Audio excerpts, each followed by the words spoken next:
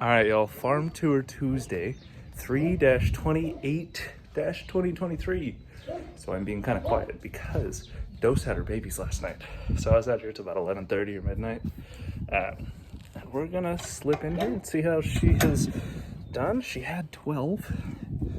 The first two were already out when I got out here, and then the which if you were on Patreon, then you know all this already because you were getting updates as it was happening.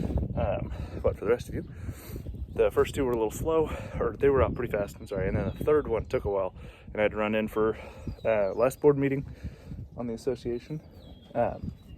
So I don't see 12, but I'll spin you around and look. Still quite a few though, a big jumble. And there could be 12 in there. That is a tight little ball of piglets. So what we're gonna do is I'm gonna feed her, and hopefully that gets right here long enough that we can pull to the side and give them another count. But the reason I like being out here while they're having them is because then I don't have a pile of 12 piglets to try to sort out and get genders and wattle counts and color counts. I can do all of that as they're being born. So I have my notes on all of these. I haven't really looked at them again from this morning. But it was a pretty decent split of gilts and boars. Good amount of wattles in this group. Pretty well all black and white except for that one tricolor, and maybe this little one here might turn out to be a tricolor that's coming towards us, but I think it's going to probably fade to just black and white. So let me dump this feed and we'll get to counting. All right, yeah, count 12. There's 2, 3, 4, 5, 6, 7, 8, 9, 10, 11, 12. So there we go. Whole lot of little piglets. Glad that they all came out okay, nice and good. I'll drop below here. Whew, what about there? The count of boars and gilts. So yeah, everybody's looking good. Alrighty, I will be sure to keep you guys updated pretty routinely with shorts on these adorable little buggers. A fair amount of decent little snouts. Some of them are quite ugly. This one, but that, I got real lucky. I remember when that one came out and I was like, oh God, I hope you're a barrow, or a boar, so that you could be a barrow. Oh no, that one's the gilt. So it was a gilt with a really ugly snout. So that's this one then. And you can see that it's gonna be bad. That one's gonna be a terrible snout. Throwback to grandma. But yeah, there are a couple that were really nice. Like that one's gonna be good. This one will be questionable, but maybe good. But this one we know is not gonna be good. So you little one need to come back over here. Okay, I'm gonna grab a couple short little clips while she's still eating to make some shorts, and we're gonna, as a group here, keep cutting on to move on to the rest of the groups. These ladies are still where they're at. Been working on trying to pull off these bales. That one's kind of a nightmare. It's really dry, well, as dry as it can be with as much rain as we've been getting up along there, so I've been putting most of it there, trying to encourage them to hang out in that one versus these two. These two had to get fed right here because when I opened the gate to come in, I didn't look carefully enough. Still thinking about the babies. And Ginger slipped out through the gate behind me. So I had to dump some to keep them entertained and then lure her back in. I've been feeding them on that hay, so she's got a strip of everyone's feed. These two are jostling for the little bit I dumped to keep them entertained. But yeah, so they've got another 2 weeks now in here, and I keep spreading this hay. All their shelters are fluffed. They keep moving them, so I keep trying to move them a little bit more to flatter ground and putting more stuff in them. So they're nice and as cozy as they can get. The next 2 weeks until they go join payday. I need to make a post still for Biscuit, but yeah, I know he's looking forward to it, standing up there on the hillside. Let's keep moving on. These two have been getting fed in the trough here. They don't look anywhere near as close. They've still got their baby bellies. And hers, like I said, is always so hard to see, but they haven't started to bag up at all. So I don't know how far behind Dose they are, but they have the whole L. So that gate's open, so they can go all the way out and around. They've got the little A-frame, and they have this double-sided shelter. Not all this concrete to wear off their hooves, but also the little bit of grass that's in the L and in here to graze on. So once the next one of them starts showing signs, that one will get shut in this paddock here, which, you know, is not real nice. It's the old farm thing. I would prefer it to be probably oatmeal. Neither one of them's hooves are that bad, but oatmeal on that back hoof there's a little longer than I'd like. That's a little long. At least the one side is. The other side looks fine. So it'd be nice for her to have some time in here to shave her hooves off, some like dedicated time where there's really only a few soft spots, like right there and right there and there. So she gets some reprieve from standing on concrete, unlike Dose right now, who is fully concrete. Not that she really needed it, she was just the first one to go, so that's the spot to tie off. But it'll help shave down their hoofs for the 7-ish weeks that they're in here, 6 with the babies, the 1 week before normally. So, all right, keep rolling on. All right, so with these guys, they're doing pretty good. I did see that our little boar fella here's got a little scratch on his bum side. Red was kind of being a butt to him yesterday, but for the most part, they're really getting along. I can see that they're shuffling these two back and forth, so the two boys are hogging the feed. Not that the tubby one, oh, okay, well, there we go. Not that the tubby one really needs that much extra feed. But the big news coming from this one is the poll results are in for the red one.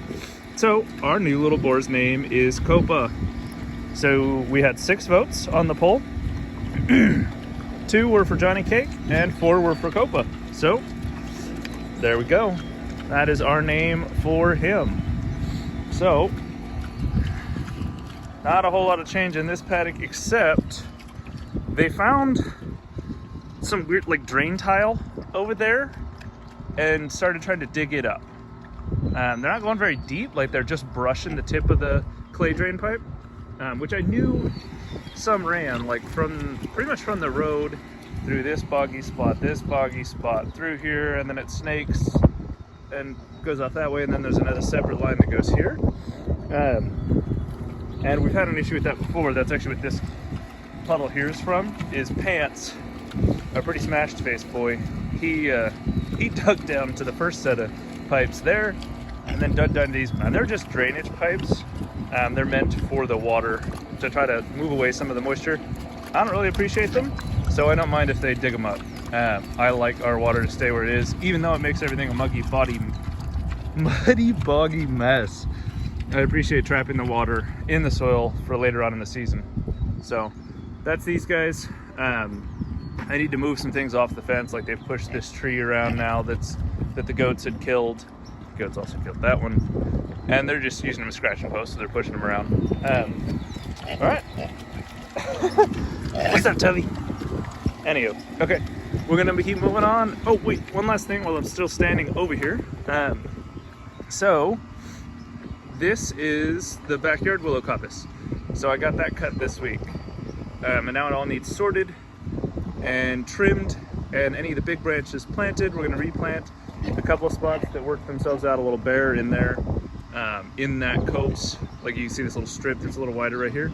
We'll plant that in, a couple spots at the middle that didn't make it. But for the most part, a lot of these are doing pretty good. This was their 3rd or 4th cut.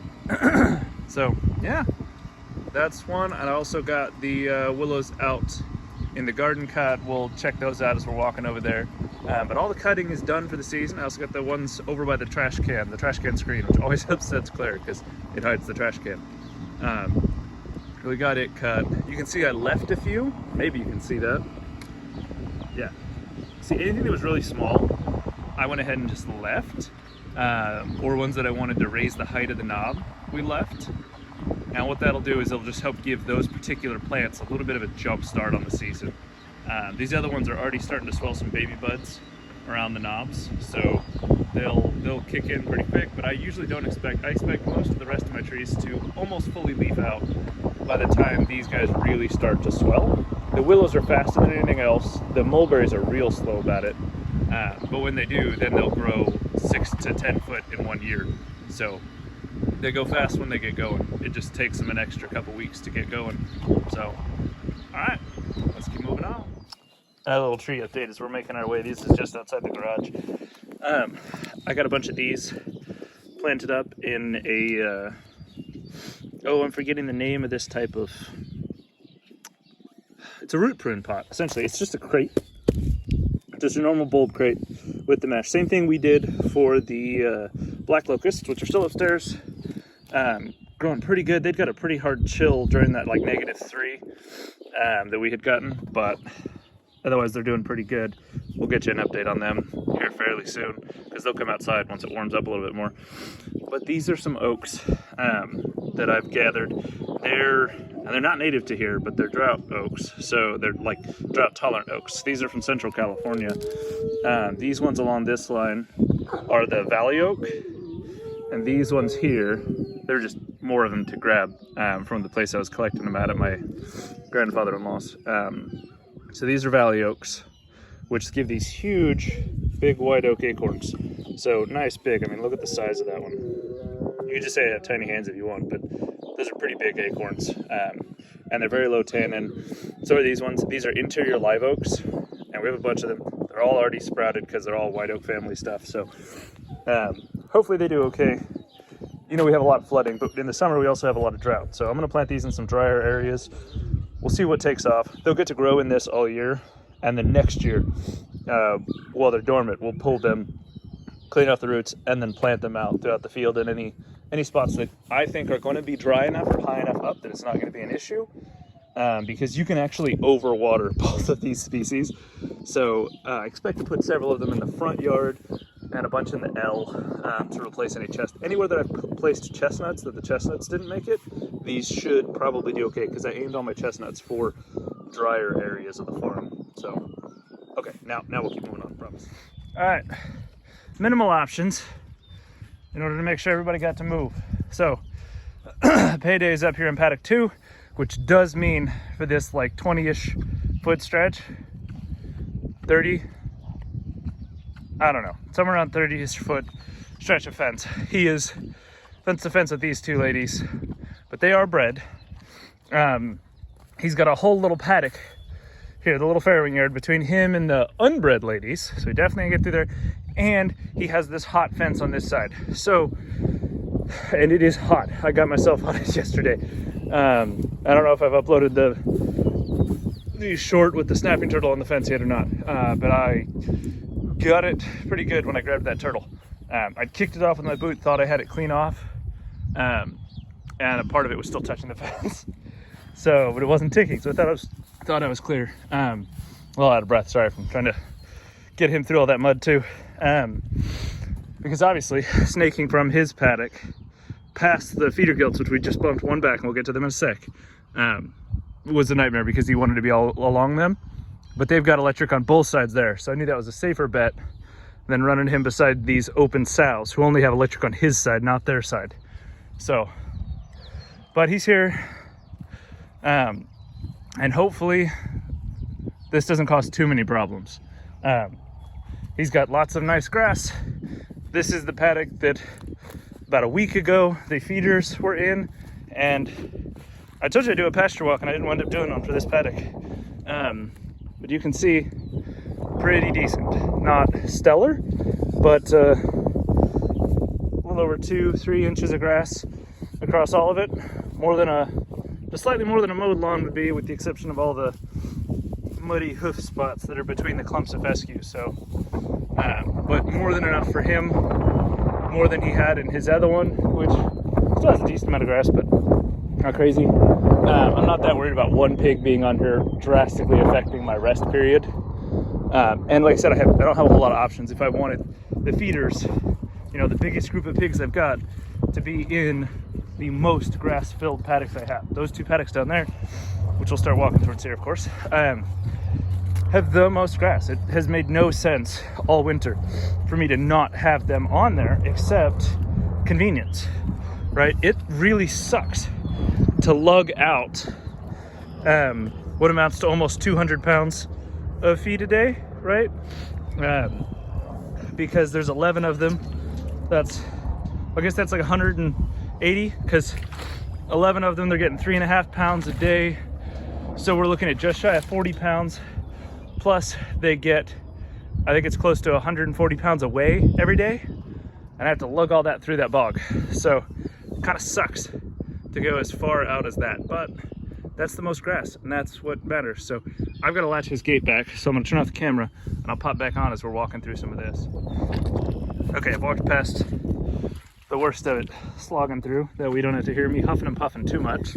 Although there is the worst, well, not the worst, that really right at the base of the gate is the worst, which you can see. This is what I was talking about, like putting the gates there was a dumb decision.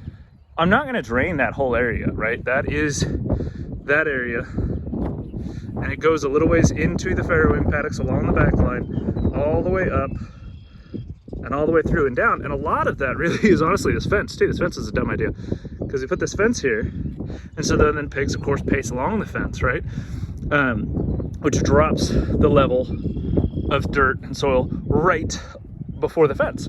So that has created essentially a swale, because it's, or a dam kind of, really, it like stops the water right here that's running down this little thing, which is fantastic, right? That's a great thing. We're slowing down the water, getting it to soak in. It doesn't mean this is always boggy. That's okay. So I plant willows here. But then it's always kind of done this. It has always kind of sort of done this and spread out that this whole area. The fence just kind of made it worse. Well, or worse or better, however you want to look at it. Worse because there's more mud. Better because it traps more water on the farm and slowly releases it out throughout the year, letting it sink down into the water table, which in the Ogallala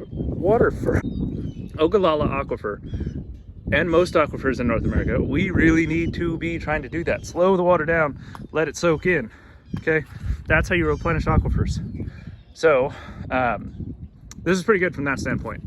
And it stops any extra nutrients that are in their poo from being able to just wash right off. That's also why we started putting in all of the leaky weirs, which you can see that one. You can see how that's a funky color. That's all bubbles, which shows fairly stagnant water. That little check dam, the leaky weir, stopped most of it. It does have the little gap. Ooh, that's always weird when I zoom in. Yeah, it does have that little gap through the middle, so some of it can go through, and then it catches at the next one, and then the next one, and then the last one before it leaves the farm. So yeah, it's great from that standpoint. And I think the next thing would be to touch on along this route would be how we're pulling the excess nutrients up out of the soil and utilizing them and making them bioavailable to the rest of the ecosystem versus just the pigs again. The willows, right? So the willows during the growing season, all of that excess manure and everything, they then go gangbusters with it, right? They go crazy. And so these will get pollarded, burned for biochar, more swales or leaky weirs, all sorts of things. More cuttings for plantings. And I've got probably another 40 I'm gonna plant in this line this season from all the ones in the backyard and what remains of that one. Oh, and somebody had asked a question about whether or not the pigs chew on the bark. They do occasionally. There's one right there. And that was definitely a pig. So that's why we have to plant so many. So when I first planted these 2 years ago, this was solid, okay? And I have to replant in a few every year. And if I have a bad drought year, then not as many take off. But a few survive every year. There goes the meadowlark. We have a lot of meadowlarks and a lot of red-winged blackbirds right now. But a few meaning like 20 to 30, really survive and take off out of the, I don't know, 30 or 40 that I put in a paddock. And so that number just keeps going up every year. And this has only been 2 years, so they're a little slow. Also, this paddock is kind of a ways out here. So I do tend to focus on right up around the house, right? Like it's a very basic principle that is where you wind up putting most of your effort. It's a pretty common permaculture principle because of reality, not because you want to, right? But just because if you're going to put effort into it, it's going to be the house, it's going to be the easiest. But you can see leaves are starting to go. So these will get cut.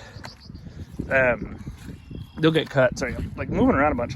They'll get cut next year. I'll cut about a third of them. And then the next year we'll cut another third, and then the last third. And so then these will be on a 3-year rotation, I think. Maybe an every other year rotation. We'll see how they grow. This is 2 years of growth on these because we had a bad drought year. most of my willows I cut annually. So we'll see how they do this year. Hopefully we don't have another drought. Well, we've had a drought every year now that's been as bad or worse than the year before since like 2012. So like 11 years now. So we'll see. Also, there he goes. Trying to go to that one. Last thing in this one is this is where they came from. So they were in here for their 7 days. And up at the top, it is pretty rough. And there's a patch in the very back, but that's a section of bog that travels from his field and snakes down, and then it kind of joins this one. So I'm never surprised when that spot gets muddy because it is just standing water. And then they have that standing water over there. But zoom back up. So all in all, not bad for what I expected for this time of year. The grass is definitely starting to green. Saw where they had just come from, so I expect this to green up pretty quick too. And where they're at now, lots of green. Lots and lots of green. And the gate is open, so they do have access to both paddocks. For now, I'm just gonna leave it that way and let them thoroughly graze it. We may kind of screw with our rotation because it's supposed to be cloudy and cold and on and off rainy for the foreseeable 10 days. So what I think I'm gonna do is we'll just leave it open and let them have 2 weeks in these two paddocks. It's not what I want to do, right? But because I would rather they 1 week on this one and then move to that one. And then, but you know, we don't have that shelter still yet. So that is kind of the best solution beyond just shuffling them back and forth, which I have done. And if we have a string of really nice days, I'll shut them in that back one. But yeah, it's also easier on me to lug all their feed. So after that, they will then move to that one for a week. And then we will probably, that'll have been 3 weeks. We're gonna bypass this one again. And they'll just shunt all the way back down to paddock number 1, past him. By that point, those ladies will have been dealt with, and they'll probably all come out with him out to this paddock, because then it will have had a couple weeks rest, this double paddock. So yeah, all right. One last thing.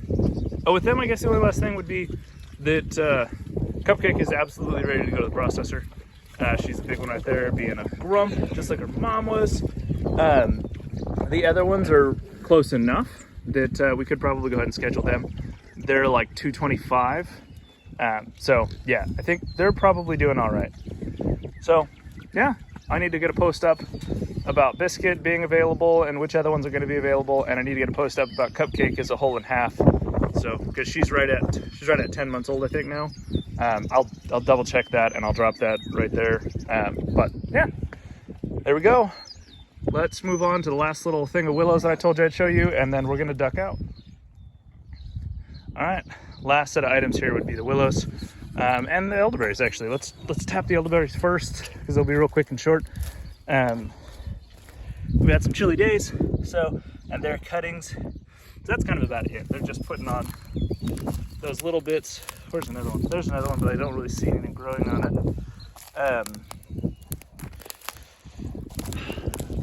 Just really small little buds. This one's got a bigger one. So yeah, they're chugging along, doing their thing. And then, sorry that camera quality there. We cut back. So we left this Rowdy Pussy Willow that the rabbits pretty well dinged up. There's some that have made it, and they're actually opening up down here.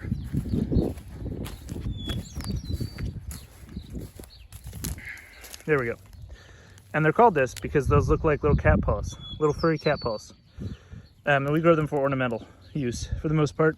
So people like cuttings of them when they're about that little bit past this stage, because they're pretty, right? So, but that only works when the rabbits don't chew off all the bark and eat the stems over the winter. So hopefully these come back. That's the whole line is like that.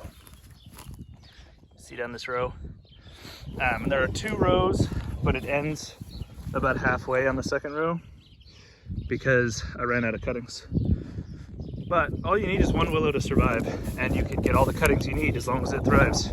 So I just need a couple of those to go, and then next year we'll refill it back in. What we cut was our curly willow and our common black willow. We left, like I said, anything that was coming up on those fuzzy willows and anything that was coming up on our Oregon willows. So these have some, and these ones did the best here on the end.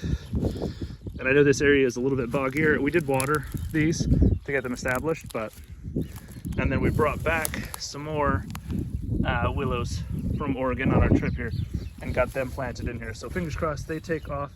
None of that variety made it last year. They're a coastal willow, like grows in coastal marshes. So, you know, keep my fingers crossed, but I don't have a whole lot of confidence that they're gonna make it. It's worth a shot, right? So the reason we went ahead and cut the black willow and the curly willow is they did fantastic and they were really big. And I didn't want them to shade out the other two. And that's what you do with them anyways. You cut them annually anyways. So what you do with these is you just cut them down to within 1 to 3 inches of the soil. And you can see, like on this one, if it'll zoom, there we go. So it pops out these new little buds. And all of these have this, okay? And each of those buds is gonna grow into a new stem. So, you can see there, that's, if it'll focus, that's 3 or 4 right there. And then there, actually that's like 5 on each of those. So they'll all do this. And those will grow into each individual stem. So each cluster will have a dozen plus that are gonna come out. So, yeah. That'll fill in and that ought to grow nice and thick as long as it keeps pretty rainy this year. So, okay. That about covers it for this week. Lots of stuff happened. Like I said, that's all the willows I wanted to cut for the year, except for the big ones. There were a couple of big willows that I wanted to top out here and start into new pollards, but they're honestly leafing out. The normal size trees are leafing out enough that I'm not gonna do it and risk the sap running too much in them. But the smaller ones, that's smaller incisions, so they heal over pretty fast. The big ones that I wanted to cut would take a little bit longer to heal, and I don't want to mess with that. The last big tree thing I need to do before buds really start to swell is this week I need to pull out all the sawtooth oaks in our nursery bed and get them moved out everywhere out in the field. But beyond that, spring is rolling away as it should. You know, we've got the 1 litter on the ground. Most of the willows are cut. They need processed and planted still. What's left of them does. We've got about halfway through. Yeah, all right. I think that pretty well wraps up this week's Farm Tour Tuesday. Lots of updates in this one. Yeah, if you haven't checked out our Patreon, I recommend checking it out. There are some nice new shorts up there about Doce's Fairwing last night.